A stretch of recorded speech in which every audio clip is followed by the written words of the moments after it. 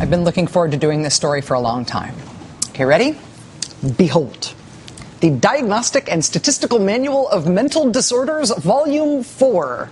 This book is super boring looking and also super important. The DSM, they call it. It is the reference that psychiatrists and therapists and insurance companies and drug companies all consult when they decide if you have a mental disorder. So did your insurance company kick in to help cover the cost of you going to therapy or your antidepressants? If so, this book and your diagnosis based on what's in this book is part of why. And it has a big cultural impact beyond medicine. A big part of how we define as a culture what counts as a sickness, what counts as a mental disorder, is framed by what's in the DSM. That's why it was a big deal in 1973 when the American Psychiatric Association decided that homosexuality no longer constituted a psychiatric disorder. They delisted it as a psychiatric disorder in the DSM. For decades, basically forever, psychiatrists had, with this book, said if you're gay, you're sick. You have a medical ailment, a mental disorder. There is something wrong with you. And so in 1973, when psychiatrists moved to change that, it caused a lot of controversy. One of the prime movers behind that change was this man, Dr. Robert L. Spitzer, a Columbia University professor and psychiatrist who worked on revising the DSM that year. In 1973, he argued for taking being gay off the list of mental illnesses by saying, quote, many homosexuals are satisfied with their sexual orientation and demonstrate no generalized impairment. It does not sound revolutionary now, but it was back then. Among the people rocked by this change in the DSM was an industry that claimed to be able to heal gay people of their supposed illness. Suddenly, these folks are being told by the American Psychiatric Association, hey, you are trying to heal people who aren't sick. The anti-gay, we can cure you folks did stick around for years, for decades even, but frankly, they were on the fringes of quackery, of pseudo-religious, pseudo-medical, anti-gay politics. Until something crazy happened. In 2001, this came out. Can some gay men and lesbians change their sexual orientation? This was not published in some quack, fringe, wishful thinking, anti-gay publication. It was not a vanity publishing thing. This was published in a well-regarded, peer-reviewed medical journal called the Archives of Sexual Behavior. And this piece was not published by some anti-gay true believer who was trying and failing to pull on the guise of scientific authority to just justify being super anti-gay. Look at the author of this. Look. Robert L. Spitzer.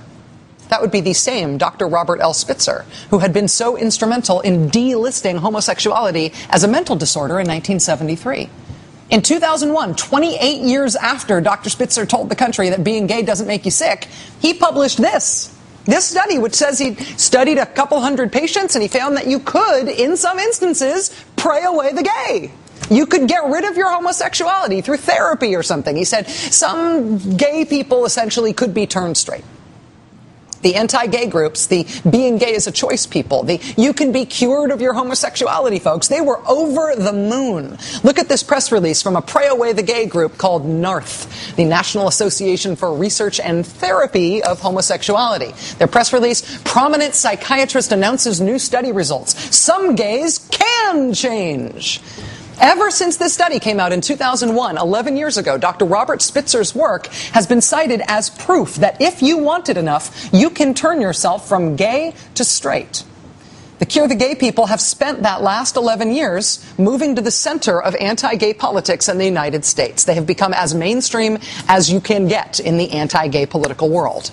When President George W. Bush urged Congress in 2006 to amend the United States Constitution to make it anti-gay marriage, the Bush White House made sure that a contingent of people who specialize in supposedly curing gay people were in attendance at the White House announcement. This is a press release from Exodus International, one of the big ex-gay, Cure the Gay groups. Quote, worldwide network of former homosexuals to take part in Rose Garden ceremony as Bush endorses marriage protection amendment. Quote, the lives of thousands of former homosexuals, like me, verify that homosexuality is not an immutable trait. Therefore, marriage is not a civil right to be casually granted to any group who demands it. So says Alan Chambers, president of Exodus International. You recognize the guy there on the right? That is Karl Rove, with the then vice president of Exodus International in a photo taken at the White House. The Cure the Gay people at the White House. This year, presidential candidate Michelle Bachmann's husband runs a counseling center in Minnesota that is reported to have tried to change patients' sexual orientation. Marcus Bachmann denies that that's a service that he offers, but frankly, it is rather convincingly reported in The Nation and elsewhere.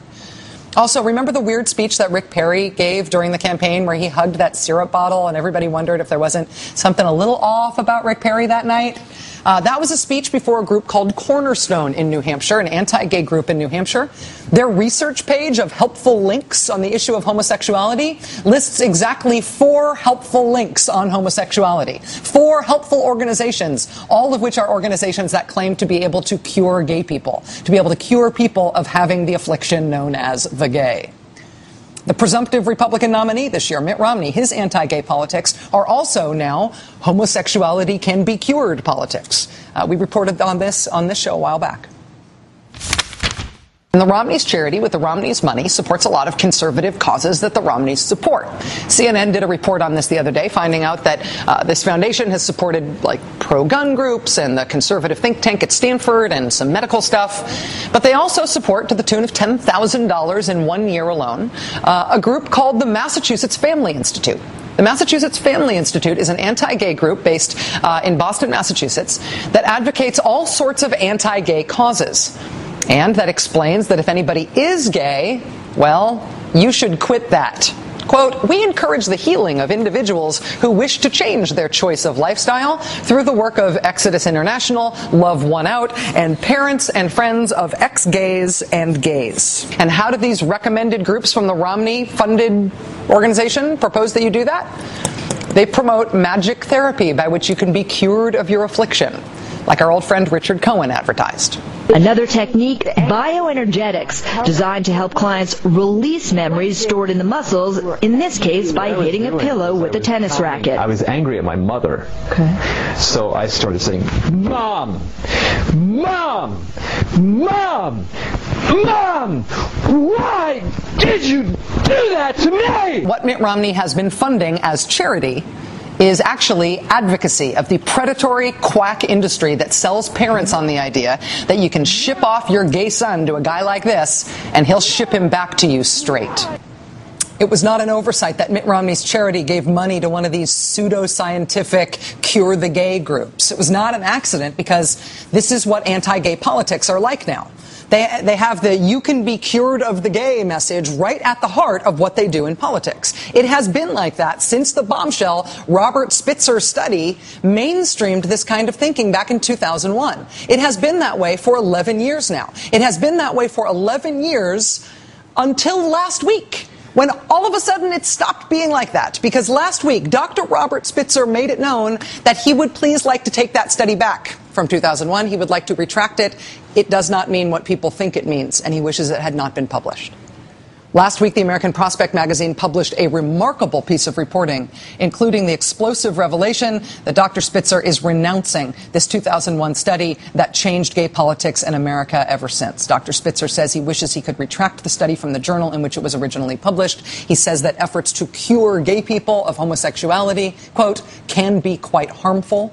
Acknowledging that he did not study a representative sample of people, but instead counted on people sent to him from anti-gay groups. Dr. Spitzer now says, quote, the findings can be considered evidence for what those who have undergone ex-gay therapy say about it, but nothing more. Dr. Spitzer essentially saying that study was not science. It was just a series of anecdotes. He's sorry it was published. He wants to take it back. So, what does this do to all the cure the gay people? Do they go back to being seen as quacks? Or do Republicans keep inviting them to the White House and speaking before them as presidential candidates? What happens next? Well, the first thing that happens next is the interview on this subject. Back in a second.